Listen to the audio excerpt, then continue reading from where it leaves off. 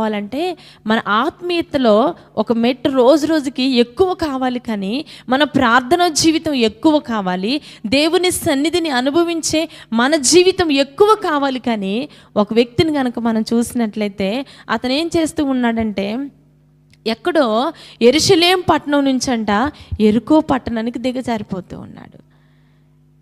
మరి ఎందుకు ఆ వ్యక్తి ఆ విధంగా వెళ్ళిపోతున్నాడంటే, దేవుడు అంటే ఏంటో తెలుసు, దేవుని కార్యం ఏంటో తెలుసు, దేవుడు అనేక స్వస్థతలు చేశాడని అన్నీ తెలుసు.